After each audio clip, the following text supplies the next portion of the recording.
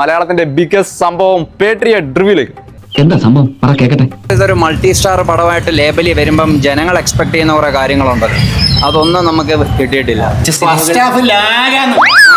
Proper satisfaction കിട്ടില്ല.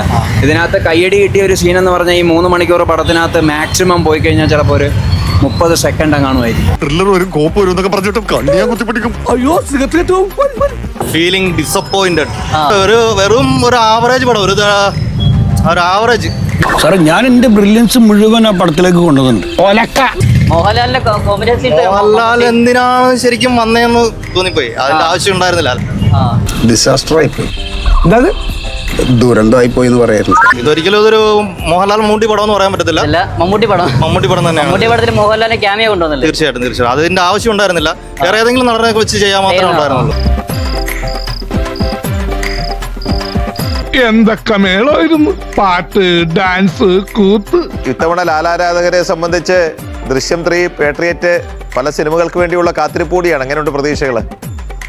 ഒരു പ്രതീക്ഷയില്ല, ഒരക്ഷരം പോലും തെറ്റിയില്ല. നമ്മൾ ചെയ്തു, അത് കഴിഞ്ഞു. ഇനി അത് വരട്ടെ, അത് തിയേറ്ററിൽ വരട്ടെ, ആൾക്കാർ കാണട്ടെ. Now it makes sense. ഇവർ രണ്ടുപേരും ഒരുമിച്ച് കൊണ്ടുവന്നിട്ട് പാഴായിന്നാണോ? കാരണം ഇവർ രണ്ടുപേരും വരുമ്പോ അതിൻ്റെതായ മാസം നമ്മൾ എക്സ്പെക്ട് ചെയ്യും. അതില്ല. വിളിച്ചു പറഞ്ഞാൽ ഞങ്ങളോടത് വേണ്ടായിരുന്നു മല്ലയ്യ. അപ്പൊ നമ്മൾ ഈ ഒരു ലാലേട്ടൻ മമ്മൂട്ടി ഫാക്ടർ പ്രതീക്ഷിച്ച് വരേണ്ടതാണ്. ആ ഫാക്ടർ പ്രതീക്ഷിച്ച് വരാതിരിക്കുന്നത് നല്ലത്. 2 മണിക്കൂർ ഈ പടം ഇന്റർവെൽ ഇല്ലാതെ കാണണമെന്ന് ആഗ്രഹിച്ചവരാണ്.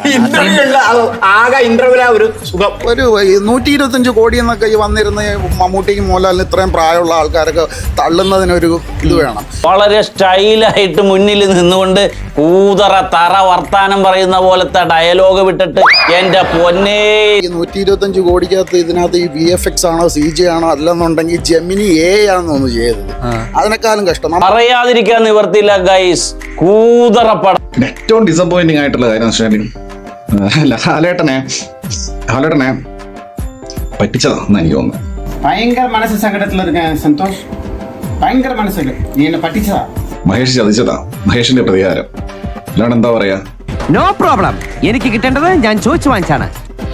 മമ്മൂക്കൻ ഇന്റർവ്യൂവിൽ പറഞ്ഞ ഇത് നോർത്തുനിന്ന് ആരെങ്കിലും വിളിച്ച് ചെയ്യിച്ചാൽ മതി എന്ന് അഭിപ്രായം പറഞ്ഞപ്പോ എന്തിനാ ഇവിടെ നമുക്കില്ലേ, നമുക്ക് ലാലില്ലേ. അയ്യോ, ഓർമ്മിപ്പിക്കല്ലേ പൊന്നെ.